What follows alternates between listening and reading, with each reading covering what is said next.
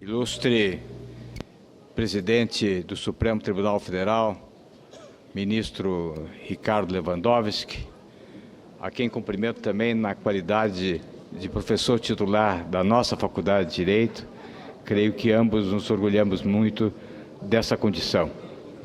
Peço licença para lembrar esta situação de ambos integrarmos a nossa congregação. Quero cumprimentar os senhores senadores que aqui estão presentes, cumprimentar o doutor Eduardo Doria, que é meu colega de bancada da defesa, o doutor Eduardo Cardoso, que é José Eduardo Cardoso, advogado da acusada, senhoras e senhores senadores. Esta acusação que é apresentada a este plenário, depois do longo trajeto que percorreu na comissão processante, onde várias provas foram produzidas, esta acusação foi apresentada há quase um ano atrás, em agosto do ano passado, por uma jovem advogada e professora, Janaína Pascoal, pelo antigo membro fundador do Partido dos Trabalhadores PT, Dr. Hélio Bicudo, um dos ícones de defesa dos direitos humanos do Brasil, e por mim. São 3 gerações que assinam esse pedido.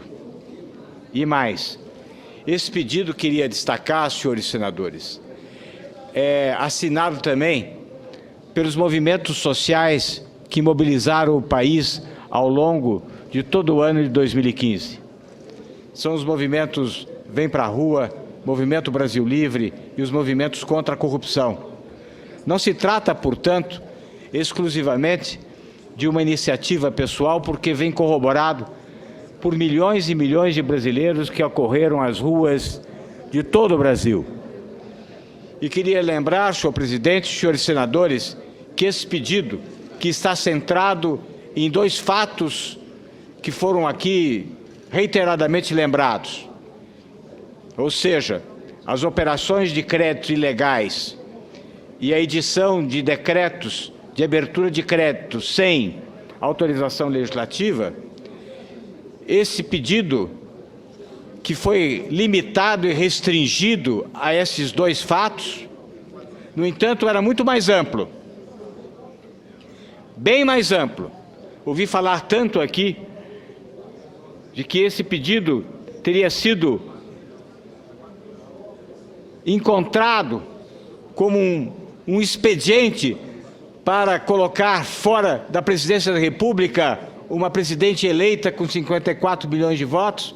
Quero lembrar, senhores senadores, que esse pedido tinha como seu carro forte um fato que foi excluído e indevidamente excluído pelo presidente Eduardo Cunha para sua conveniência, que era exatamente o envolvimento da presidente Dilma Rousseff com relação aos fatos envolvendo a corrupção na Petrobras.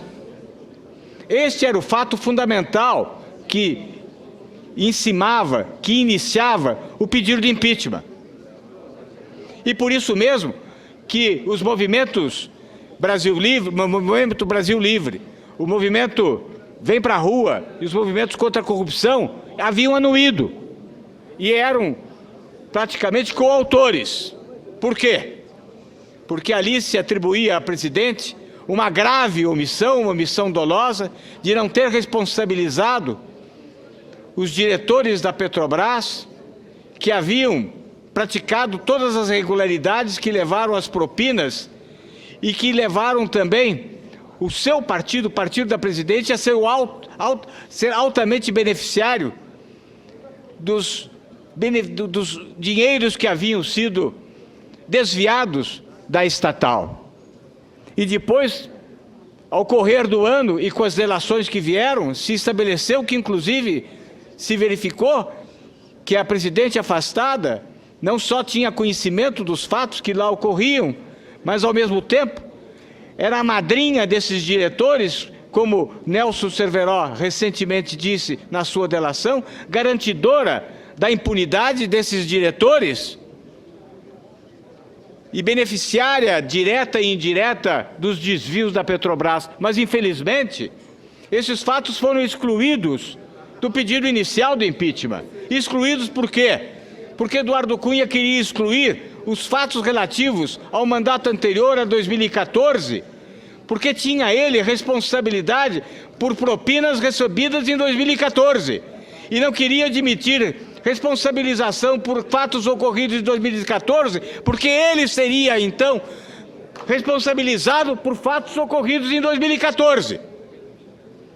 Então, quero deixar bem claro que não se está aqui em busca de pequenas questões de cunho fiscal para encontrar uma motivação para excluir a presidência da República legitimamente eleita. E mais, estes fatos que estão sendo objeto de apreciação aqui hoje, as operações de crédito ilegais e os decretos que foram editados sem autorização legislativa, também não são fatos pequenos. É necessário ter uma compreensão bem clara e bem precisa do que esses fatos significam, em que contexto eles estão inseridos. Não são fatos isolados, são fatos que devem ser compreendidos no seu contexto. E que contexto é esse em que esses fatos estão inseridos? Qual é o conjunto da obra? Não se está afastando uma presidência da República por fatos isolados, se está afastando por uma conduta irresponsável, por uma conduta que leva à consequência de reconhecê-la como não mais digna de exercer o alto mandato de presidente da República. Ela não merece mais governar o Brasil, porque na forma em que ela governou o Brasil, levou o Brasil ao desastre em que ele se encontra. E esse desastre decorre da forma como governou. E que forma ela governou? Ela governou através da obscuridade, através da mentira. Vamos recordar o que é a Lei de Responsabilidade Fiscal. A Constituição de 1988 dedica inúmeros artigos, seja no capítulo legislativo, seja no capítulo do sistema financeiro, do sistema orçamentário, inúmeros artigos ao orçamento. Por que que isso é dedicado? Porque é fundamental no processo democrático e é fundamental a um país que exista um bem jurídico fundamental, senhor presidente, que chama-se equilíbrio fiscal. Sem equilíbrio fiscal, uma nação não tem prosperidade, não tem respeitabilidade. E esse equilíbrio fiscal foi quebrado. O que é a Lei de Responsabilidade Fiscal que se constituiu numa grande conquista? Ela significa transparência, ela significa processo democrático, ela significa controle, ela significa que esta casa tem a capacidade efetiva de a cada passo, a cada momento, saber como é que andam as receitas e as despesas.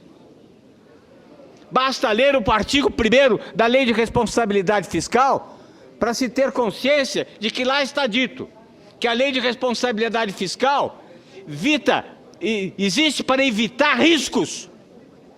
A Lei de Responsabilidade Fiscal não é uma lei que existe para punir, mas é uma lei que existe para prevenir. A Lei de Responsabilidade Fiscal é uma lei de precaução, que visa evitar a prática de atos que possam levar à insegurança das finanças públicas. Não adianta punir fatos que venham a lesionar as finanças públicas e o equilíbrio fiscal. É necessário evitar que as finanças públicas e a sua rigidez sejam comprometidas. E é isso que a Lei de Responsabilidade Fiscal propõe, é isso que a Lei de Responsabilidade Fiscal estabelece, é isso que a Constituição estabelece, no momento, inclusive, em que estatui que deve haver relatórios bimestrais apresentados ao Congresso Nacional. É isso que a Constituição estabelece quando estatui, quando institui, que haverá uma comissão permanente do Senado e da Câmara dos Deputados, uma comissão mista permanente para acompanhamento do orçamento. Quando se faz orçamento não é um desejo, orçamento não é uma peça de ficção, orçamento é uma peça que reproduz exatamente aquilo que é o possível ser feito, aquilo que significa a receita que ocorrerá e a despesa que vai ocorrer. Porque se houver a quebra desta relação, haverá uma quebra absoluta de um dos fundamentos da economia, que é o que aconteceu. Então, o orçamento e o segmento e o acompanhamento e a transparência significa, antes de tudo, democracia. Significa, antes de tudo, que esta casa tem uma das funções primordiais no acompanhamento, na formação do orçamento, e não só na formação, na execução do orçamento. Esta casa não é apenas uma assistente longínqua da realização do orçamento, ela é uma permanente componente da execução do orçamento, porque ela representa o povo. E é exatamente isso que a Lei de Responsabilidade Fiscal estabelece. Então, o que a Lei de Responsabilidade Fiscal quer? Ela quer transparência. Transparência quer dizer luz, quer dizer clareza. E é isto que mostra a gravidade dos fatos que ocorreram. Isto que mostra que esta casa foi desrespeitada, foi afrontada seguidamente pela Presidente da República como um modo de ser. Não é um ato isolado, é uma forma de conduta seguidamente praticada ao longo dos anos. Ao longo dos anos, desconheceu-se absolutamente qualquer prudência, qualquer cuidado com as finanças públicas e desconheceu-se esta casa como uma casa de controle. Em contrapartida a esta clareza, a esta luz que significa a Lei de Responsabilidade Fiscal e o controle orçamentário a ser realizado pelo Congresso Nacional, existe a obscuridade, existe a mentira. E o que é essa mentira? A mentira significou uma política fiscal eleitoreira. Significou gastos e gastos e gastos que foram sendo escondidos. Significou uma irresponsabilidade na desoneração tributária que alcançou volumes extraordinários de cerca de 300 bilhões de desonerações que não levaram a nada.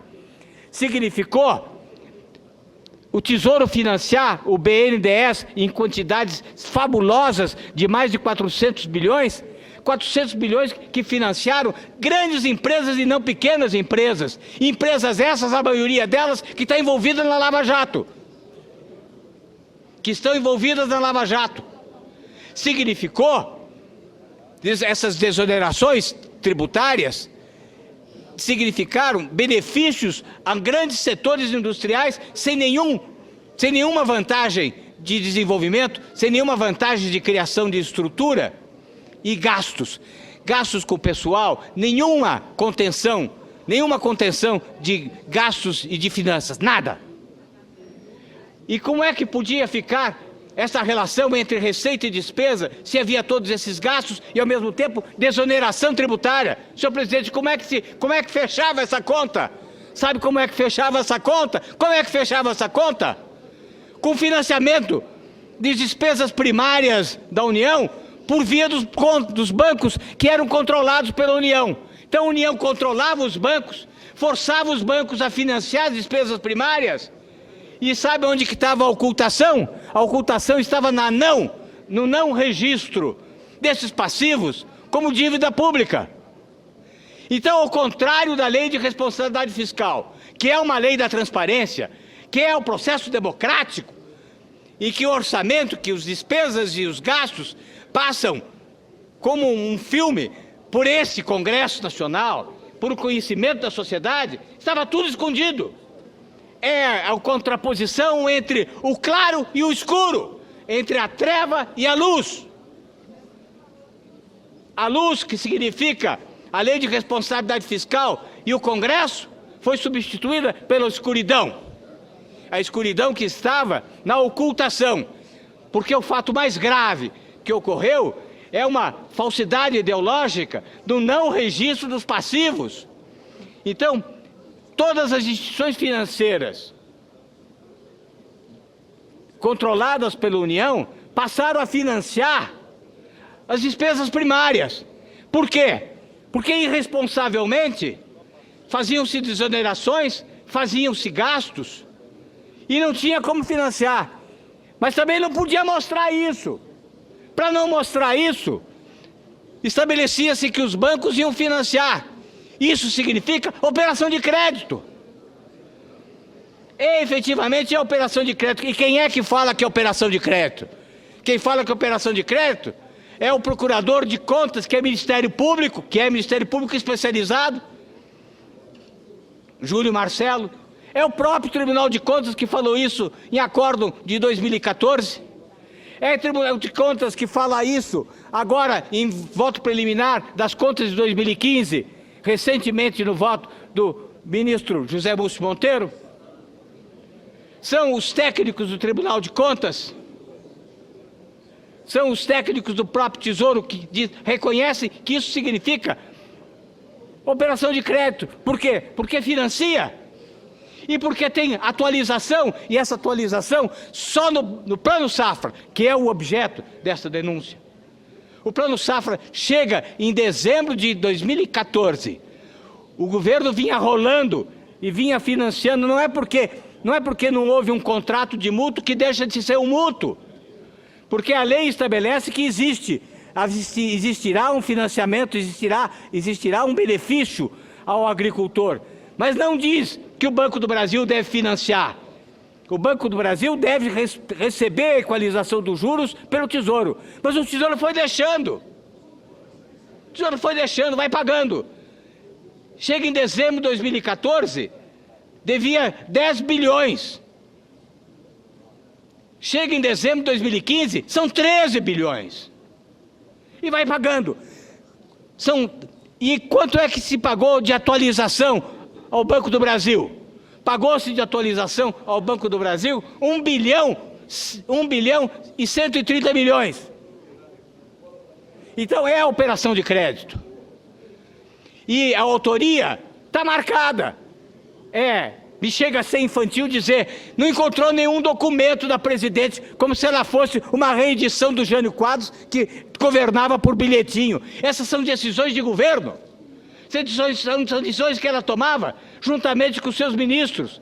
Como gestora da alta administração, são decisões governamentais, são decisões da alta administração.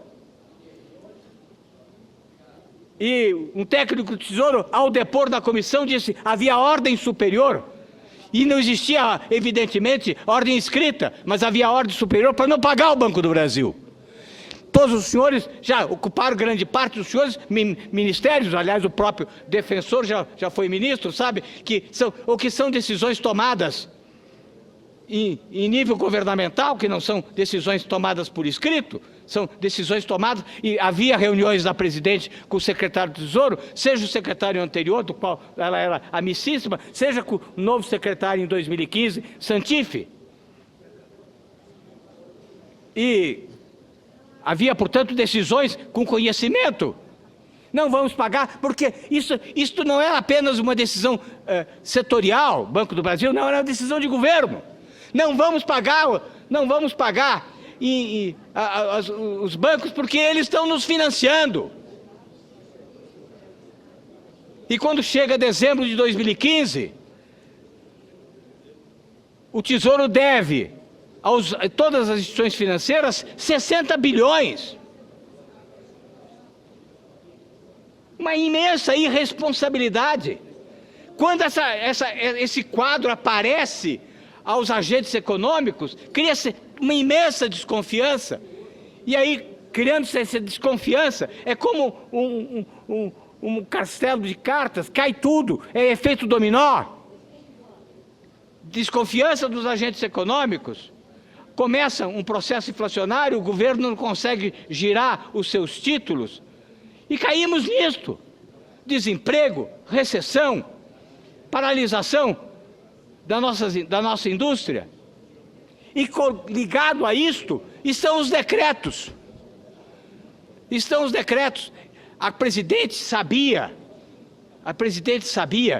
que não podia cumprir a meta fiscal de 58 bilhões de superávit. Sabia que a meta de resultado primário não poderia ser cumprida, tanto que ela manda ao Congresso Nacional um projeto de lei em que ela reconhece que não poderia cumprir a meta fiscal, em 22 de julho. Mas espantem-se, senhores senadores. Ela propõe uma nova meta de resultado primário de 5 bilhões. Mas 5 dias depois, ela assina um decreto de abertura de crédito, mencionando o método de resultado primário, que ela tinha dito que não ia ser possível cumprir, porque ela já tinha mandado um projeto. Ela sabia, ela se refere na exposição de motivos do decreto de abertura de crédito de 1 bilhão e 700, a meta de resultado primário que ela tinha 5 dias antes dito que não podia cumprir. E os avisos que ela recebeu com relação às operações de crédito desde 2013, os avisos que ela recebeu com relação aos decretos, mas, sabe, a defesa vai apresentar uma Dilma irreconhecível. É uma Dilma que é uma coitada de uma mulher como uma senhora do lar dos anos 1950, que recebe um decreto enviado pelos ministérios, pelos órgãos setoriais, e que ela assina. Sem saber, coitada, ela não sabia de nada. Logo ela, centralizadora, o ministro Jacques Wagner, em dezembro de 2015, diz: não se preocupe com o ministro da Economia, porque o ministro da Economia tem um nome, chama-se Dilma. Centralizadora, dominadora, ela assina o decreto e ainda se discute autoria. Autoria significa, ela é a responsável, na medida em que, de acordo com a Constituição, ela tem a responsabilidade pela gestão da alta administração e ela dirige a administração, seja diretamente, seja por meio dos seus ministros. Governa-se por meio dos ministros, por meio dos membros da alta administração, como o secretário do Tesouro. E ela deixa de cumprir com o dever que devia cumprir, seja ao mandar fazer, seja ao deixar de mandar que não se faça. Isso é o que aconteceu. Ela é autora, seja por ato comissivo, seja por ato omissivo. Seja com relação aos passivos existentes com as operações de crédito, são as testemunhas, inclusive as testemunhas de defesa, são absolutamente patentes, no sentido de que os membros do Tesouro Nacional se reuniram preocupados para dizer: olha, essa situação é muito grave, o que nós vamos fazer? O secretário do Tesouro ouviu e fez ouvidos boucos. Eles se reuniam sempre, o próprio, tanto o secretário de Tesouro Arnaldo Agostinho, como o que o sucedeu, reunia-se, e tem testemunha que diz que várias vezes o novo secretário de Tesouro Santivo era chamado ao Palácio Planalto. Existem notícias da ida dele a reuniões com a presidente. A presidente era aquela que acompanhava para e passo, especialmente problemas, até porque ela se pensa economista. Então era uma política, era uma decisão política, um modo de ser do governo. Qual era esse modo de ser do governo? Era viver na escuridão. Era excluir a sociedade e esta casa do conhecimento do que ocorria na economia. A lei de responsabilidade fiscal é luz. O governo Dilma é escuridão. É exclusão da revelação daquilo que se produzia, daquilo que se realizava. Com finalidades de sede de poder, desperdício de dinheiro pela corrupção, desperdício de dinheiro pelo desvio, desperdício de dinheiro pelos gastos inúteis, desperdício de dinheiro por desonerações indevidas. E financiando despesa primária por via de banco, como medida governamental, decidida pela presidente junto com seus ministros. E vem dizer que é coitado, que não tem nada a ver com isso. Ela não tem nada a ver com isso, coitada. Ela recebia decretos que vinham com pareceres parciais, sendo que os ministérios não têm visão global da questão fiscal. O próprio ministro Nelson Barbosa, depondo, diz, não, chegava a ela o decreto, e ela que dava a última decisão, porque é ela que assinava o decreto. E ela assina decretos que contrapõem pedidos de projeto de lei. Ela manda um projeto de lei para estabelecer uma nova meta fiscal e passa a atuar de acordo com a meta fiscal estabelecida no projeto de lei. Pense, senhores senadores, ela passou a governar de acordo com uma meta fiscal constante de um projeto de lei que só veio ser aprovada na 10ª hora em dezembro de 2015 e governou o ano inteiro de 2015 com base num projeto de lei, dando força de medida provisória a um projeto de lei. E esta casa, ignorada. Havia um projeto de lei, pouco se dane o Congresso Nacional. Para quê? Esperar que o Congresso Nacional vote uma mudança da meta fiscal. Eu vou governar ao meu talante, segundo a minha vontade, segundo a minha necessidade. E qual foi a consequência disto? A consequência gravíssima que nós temos é que todos esses atos praticados com conhecimento, com adesão, com assentimento, com dolo por parte da Presidente da República, que não são fatos isolados, são fatos gravíssimos de desrespeito ao orçamento, ao equilíbrio, à democracia, que significa escuridão. Todos esses fatos levaram a esse debacle da economia brasileira. Ao desemprego. Falam tanto de conquistas sociais. Que conquista social é essa? Que há milhões e milhões de brasileiros desempregados.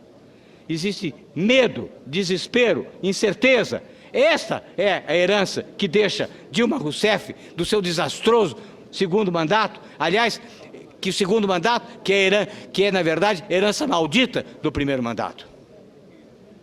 Ela construiu a sua própria herança maldita. E nós estamos aqui para restabelecer a possibilidade da expectativa, da esperança.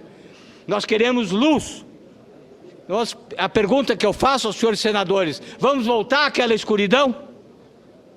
Vamos voltar àquela obscuridade? Ou vamos abrir as portas para a possibilidade de luz, de visibilidade, de transparência? Transparência com todas as dificuldades naturais para enfrentar esta situação calamitosa que o país vive, mas pelo menos olhando para frente e para o futuro, tendo luz à nossa frente. Por isso é necessário que este Senado confirme agora o trabalho maravilhoso realizado pelo senador Anastasia como relator, nesta comissão processante tão bem presidida pelo senador Raimundo Lira. Um relatório que analisa minuciosamente. A perícia foi absolutamente contrária, que tanto fez questão a defesa, foi absolutamente contrária na demonstração da materialidade. Portanto, senhor presidente, eu vou encerrar, estou na certeza mais absoluta de que este plenário irá, por uma maioria significativa, aprovar a acusação que está sendo apresentada como um sinal de esperança para esse país, por um sinal de que nós queremos, não a escuridão, que nós queremos a luz. Em direção à luz, nós vamos aprovar, este Senado vai aprovar o relatório do ilustre senador Anastasia. Muito obrigado.